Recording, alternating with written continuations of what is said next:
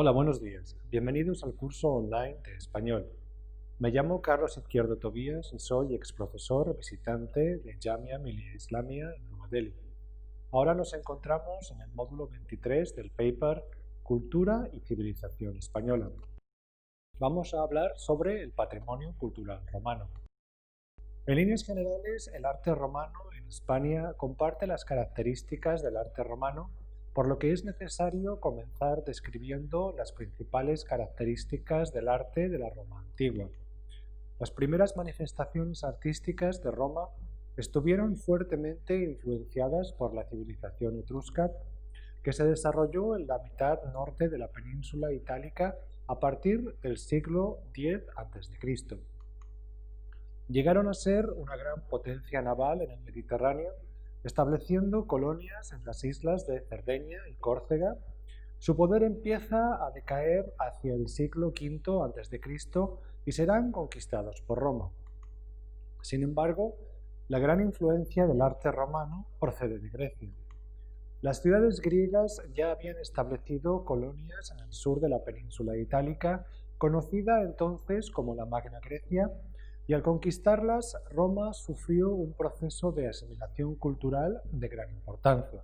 Esta influencia se acrecienta cuando, en el siglo II a.C., Roma conquista la península griega y la zona de Macedonia.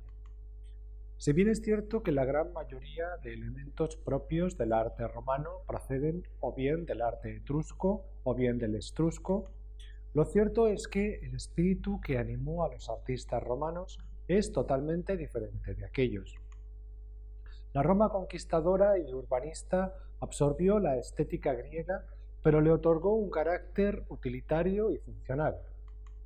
El arte romano se manifiesta en tres vertientes fundamentalmente: arquitectura, escultura y pintura. Vamos a hablar sobre la arquitectura. El periodo de esplendor de la arquitectura romana abarca los dos primeros siglos del imperio y a partir del siglo II empieza una cierta decadencia que se manifiesta en cierto barroquismo o irregularidad y pesadez en los estilos. No obstante, se siguieron construyendo edificios hasta la invasión de los bárbaros. Pruebas de esto son las grandes basílicas construidas en el siglo IV, no solo las destinadas al culto cristiano, sino también las civiles. En cuanto a la escultura romana tiene una importante influencia de los modelos griegos por el contacto con las colonias de la Magna Grecia y con la propia Grecia. Después de la conquista, Grecia siguió siendo una referencia constante durante todo el curso del arte escultórico en Roma. Sin embargo, y contra la creencia de que apenas hubo innovación en la escultura romana, se ve que asimilaron y posteriormente aportaron una contribución original. La pintura romana es la que menos ha sobrevivido en relación a la arquitectura y a la escultura. Las técnicas del arte romano más utilizadas eran el temple y el fresco y el arte del mosaico. Vamos a hablar ahora sobre el arte romano en Hispania. Dentro de las provincias que conformaron el Imperio Romano, el caso de Hispania se caracteriza por ser conquistada y asimilada culturalmente en época muy temprana. Estamos hablando entre los siglos III y I a.C. A este proceso se lo conoce con el nombre de romanización y ha dejado vestigios arquitectónicos en toda la península, incluyendo lo que hoy es Portugal. Roma ejerció un marcado centralismo sobre sus provincias en todos los aspectos de la vida y en consecuencia el arte romano en Hispania difiere poco del arte romano de otras zonas. Es decir, que el arte romano fue siempre muy uniforme y no se puede hablar en propiedad de escuelas provinciales, al menos durante la época imperial. No obstante, dada la amplitud del imperio y su constitución en diferentes momentos, sí que existen diferencias entre zonas, ya que en aquellas donde el arte griego ya estaba consolidado, las manifestaciones artísticas que encontramos están mucho más evolucionadas que en las provincias más tardíamente incorporadas a la cultura romana. Vamos a hablar ahora sobre la pintura romana en Hispania. El arte romano tenía una función fundamentalmente pública. No era un arte religioso o funerario como en el caso de otras culturas coetáneas como la civilización etrusca. Los romanos, en su pintura, retrataban hechos o personajes relevantes de la época y gustaban de retratar también aspectos de la vida cotidiana, como se ha demostrado en las pinturas murales encontradas en las ciudades de Pompeya y Herculano. Existen muestras de pintura romana en Hispania, si bien no todas están en buen estado de conservación, debido a que las técnicas pictóricas utilizadas son bastante sensibles al paso del tiempo. Encontramos decoración pictórica en casi todas las grandes ciudades de la Roma imperial, Tarragona, Itálica, Mérida. Los temas más frecuentes son la imitación de placas de mármol formando figuras, la decoración geométrica de motivos encadenados, algo muy frecuente también en los mosaicos, escenas mitológicas, animales y vegetales e incluso imitación de formas arquitectónicas. Vamos a hablar ahora sobre la escultura romana en España. La escultura romana es una adaptación bastante fiel y directa de la tradición griega, si bien adaptada a la estructura política y social romanas. Las clases dominantes romanas mostraban su posición social a través de retratos y bustos adornando sus villas. También en el ámbito público, la escultura se usó a modo de promoción política, como parte integrante del mundo romano. En este sentido, las esculturas tenían una función ornamental en edificios públicos, mostrando al pueblo las imágenes de los gobernantes y del emperador. En la mayoría de teatros y foros romanos podemos encontrar restos escultóricos que prueban esta idea. Dos son los materiales empleados por los romanos en sus esculturas: el bronce, generalmente a la cera perdida, y el mármol. Con el paso de los siglos han sobrevivido pocas esculturas en bronce que o bien han sufrido mucho desgaste con el tiempo o bien han sido fundidas para reutilizar el metal en otras obras o construcciones. El formato predilecto de los romanos fue sin duda el busto de bulto redondo. Vamos a hablar ahora sobre el mosaico romano en Hispania. El mosaico no es patrimonio ni invención del mundo romano, pues ya era común en la Grecia antigua. Sin embargo, con el paso de los siglos se convirtió en una verdadera especialidad romana, siendo omnipresente en las villas romanas y dando paso a un género artístico por sí mismo. Un mosaico romano podía construirse con diferentes técnicas para la distribución de las pequeñas teselas que conforman el dibujo. Estas estaban hechas de roca calcárea o materiales como cerámica o vidrio. Los maestros constructores distribuían las piezas de diferentes tamaños y colores de forma que acababan conformando el diseño deseado: motivos florales o geométricos, escenas de la vida cotidiana y escenas mitológicas.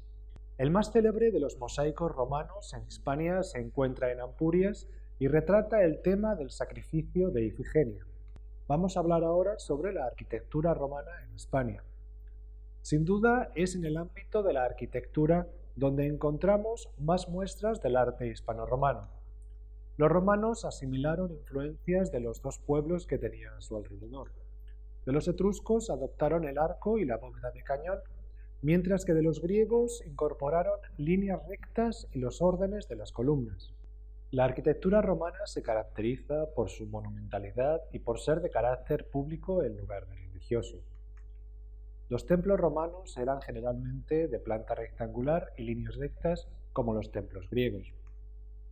El templo más conocido es el Panteón en Roma, que posee una rotonda y una cúpula de 43 metros de altura. Los edificios que más destacan son foros, basílicas y teatros, si bien también hubo significativos templos. Los foros eran plazas públicas rodeadas por los principales edificios de la ciudad, servían de lugar de reunión, asamblea política y mercado. También destacan los romanos en las grandes obras de ingeniería civil: puentes, acueductos, caminos. Los acueductos eran largas cañerías que llevaban el agua desde ríos o lagos hasta las zonas pobladas. Eran normalmente de piedra y se tendían sobre arcos o puentes, llegando a tener varios kilómetros de extensión. Los anfiteatros eran también construcciones genuinamente romanas. Tenían forma oval y estaban destinados a luchas de fieras, combates de gladiadores y simulacros de combates navales. Otros edificios significativos son los arcos del triunfo. Estos se construían en honor de emperadores o generales victoriosos, y estaban constituidos por una o tres puertas adornadas con columnas y relieves alusivos al hecho que conmemoraban. Vamos a hablar ahora sobre las ruinas de Emérita Augusta, en Mérida. Augusta Emérita era la capital de la provincia más oriental de la península, conocida como Lusitania. Fue fundada en el año 25 a.C. y obtuvo su nombre en honor a Augusto. En ella se encuentran varias ruinas romanas de gran interés, teatro, acueducto, templo de Diana. Veamos algunos. El impresionante Teatro de Mérida fue comenzado hacia los años 16-15 a.C.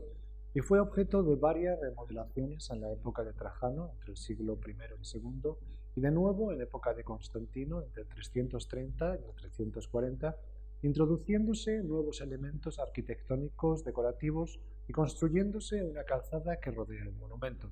El graderío semicircular del teatro está construido aprovechando la pendiente natural de la colina sobre la que está construido. Las gradas tenían una capacidad de 6.000 espectadores. El escenario que se puede contemplar en la actualidad no muestra la elegancia de la construcción original, pues entonces estaba pavimentado con madera a la que se podían añadir los mástiles del telón y las infraestructuras escénicas. El frente de la escena tiene 7,5 metros de anchura y 63 de longitud. Construido con mármol de color rojo, lo acompañan dos filas de columnas de orden corintio que sostienen un friso decorado con gran detalle. Muchos de estos frisos se encuentran en el Museo Nacional de Arte Romano de Mérida. En Augusta Emérita había también un gran circo y un importante anfiteatro. El anfiteatro era, como es habitual en estas construcciones, de forma elíptica y podía albergar hasta un total de 15.000 espectadores. El circo data del siglo I, en la época del emperador Tiberio. Tenía 400 metros de longitud y era el edificio más grande de la ciudad. En él se daban cita hasta 30.000 espectadores en su graderío. La espina central tenía 223 metros de largo y en él se celebraban espectáculos de carreras de caballos y carros. El templo de Diana es el edificio religioso mejor conservado de la Hispania romana. Se encuentra en el foro municipal y data de finales del siglo I a.C. y el siglo I después de Cristo. Es un edificio de planta rectangular con columnas en todo el contorno. En la zona de Emérita Augusta también se encuentran importantes obras de ingeniería que datan de la época romana, el Acueducto de los Milagros y el Puente de Alcántara. El Puente de Alcántara está situado sobre el río Guadiana, en un punto privilegiado, pues en él hay una isla central que divide el río en dos cauces y permite que la estructura se sustente en el medio. En la época romana tenía un total de 62 arcos y una longitud de 755 metros. Hoy en día tiene 721 y conserva 60 arcos. Su estado actual quedó fijado por una restauración realizada durante el siglo XIX.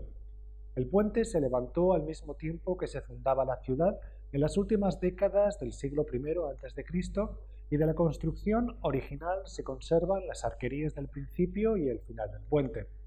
El resto del puente fue reconstruido en varias ocasiones por culpa de los destrozos efectuados por los conflictos bélicos y las grandes crecidas del río. Finalmente, en las cercanías de Mérida se encuentra también el Acueducto de los Milagros. La importancia estratégica de este puente es enorme, ya que Emérita Augusta se encontraba en medio de la Ruta de la Plata, que conectaba la zona norte y sur y que tenía que superar el Guadiana. El Acueducto de los Milagros era uno de los acueductos que suministraba agua a la ciudad de Emérita Augusta desde un embalse situado a unos 12 kilómetros de distancia. El agua circulaba por una conducción subterránea excavada en la roca hasta llegar a la altura del río.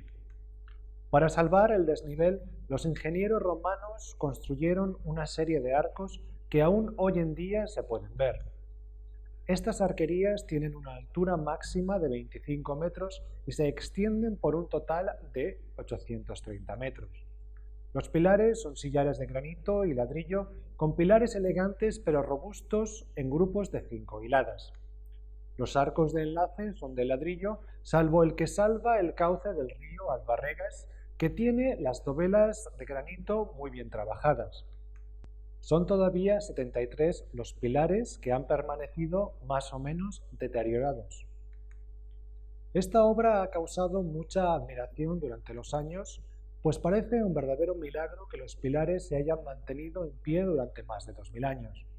Por esta razón se conoce al acueducto como el Acueducto de los Milagros. El acueducto de Segovia es sin duda el más importante de la antigüedad romana y fue construido durante el reinado de Trajano en el siglo II después de Cristo. Este acueducto trae las aguas desde un manantial situado a 17 kilómetros de la ciudad. El agua recorre más de 15 kilómetros antes de llegar a la ciudad, donde es almacenada en una cisterna antes de entrar en los canales sobre sillerías que conforman el acueducto propiamente dicho. Este recorre 813 metros con una ligera inclinación del 1% hasta una zona de la ciudad en la que hay un giro. En la parte más elevada, el acueducto mide 28 metros de altura con 2 órdenes de arcos sobre los pilares. En total tiene 166 arcos distribuidos en 2 etapas. En el primer sector del acueducto aparecen 36 arcos apuntados reconstruidos en el siglo XV para restaurar la parte destruida por los musulmanes en el año 1072. El acueducto de Segovia es una maravilla de la ingeniería. Está construido con sillares de granito asentados sin argamasa entre ellos. Sobre los 3 arcos de mayor altura había en la época romana una cartela donde constaba la fecha y el constructor. Se sabe también que estaba decorado con esculturas de Hércules, sustituida por una imagen de la Virgen en época de los Reyes Católicos. La línea de arcos se levanta organizada en 2 pisos, con una decoración simple en la que predominan unas sencillas molduras que enmarcan y estructuran el edificio. En la época de los Reyes Católicos se organizó la primera gran obra de reconstrucción del acueducto bajo la supervisión de Pedro Mesa. Se reedificaron 36 arcos con mucho respeto hacia la obra original. El acueducto se ha mantenido en activo a través de los siglos hasta prácticamente la actualidad. Por esta razón se ha mantenido en tan buenas condiciones hasta hoy, ya que hasta casi nuestros días proveía de agua a la ciudad de Segovia y más concretamente a su alcázar. En los últimos años el acueducto ha sufrido mucho deterioro debido a la contaminación medioambiental provocada por el tráfico de la ciudad. Sorprendentemente, la vibración de los coches apenas ha afectado a la estructura, si bien se ha procedido a desviar el tráfico rodado de las inmediaciones del monumento. Vamos a hablar ahora sobre la Torre de Hércules. La ingeniería romana también se manifestó en la construcción de faros. El que ha llegado hasta nosotros está situado en el extremo noroccidental de la península. Está situado sobre una colina y tiene una altura de 57 metros. Fue construido en el siglo I y sirvió de faro durante varios siglos. Seguramente perdió su uso durante la Edad Media, cuando pasó a ser una torre con fines de fortaleza. En el año 1682 fue restaurado parcialmente y en época de Carlos III fue reconstruido totalmente, dándole una apariencia neoclásica. Fue declarado Patrimonio de la Humanidad en el año 2009. En todas las ciudades romanas había un foro. Se construía siempre en el cruce de las 2 calles principales de la ciudad. En ellos se encontraban los comercios y con el paso del tiempo las instituciones que regían la vida política, económica y religiosa de la ciudad. En el foro se hallaban las estatuas del emperador, del gobernador de Hispania y todos los personajes importantes de la sociedad que se usaban para las campañas electorales. En el modelo imperial, algunas ciudades tenían más de un foro, como en el caso de Emérita Augusta, que tenía 3. Por su buen estado de conservación, el foro más importante es el de la ciudad de Tarraco. Se trata de un conjunto de alrededor de 18 hectáreas con 2 grandes plazas porticadas. En ellas se encontraban, como era característico, los principales edificios administrativos, religiosos y culturales de la ciudad.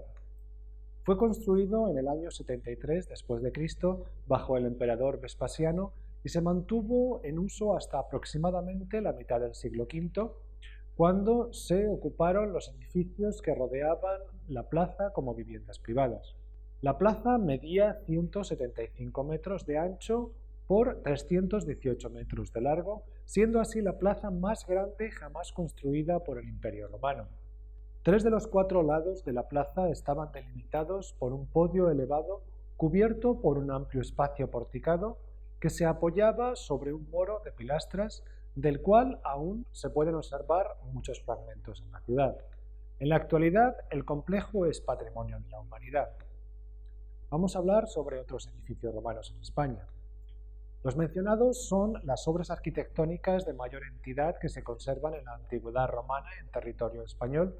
Sin embargo, no constituyen más que una pequeña muestra del total de ruinas que se pueden encontrar hoy en día. Sin ánimo de ser exhaustivo, se pueden mencionar también varios arcos del triunfo construidos en honor de emperadores y conservados en ciudades como Tarragona, Soria o Córdoba. Las termas también eran una construcción frecuente en el Imperio Romano y hay varias en la península ibérica. Las termas romanas eran recintos públicos destinados al baño con estancias reservadas para actividades gimnásticas y lúdicas. A ellos acudía la gente que no podía permitirse tener uno en su casa, como los plebeyos o los esclavos. Hay ruinas romanas de termas en ciudades tan dispares como Calatayud, Zaragoza, Burgos, Sevilla o Cartagena. Hay multitud de yacimientos romanos abandonados en todo el territorio peninsular. Desde la ciudad de Baelo Claudia, cerca de Bolonia, en el extremo sur, en la provincia de Cádiz, hasta el yacimiento de Julióbriga, en la provincia de Cantabria. Y termina aquí este módulo. Muchas gracias.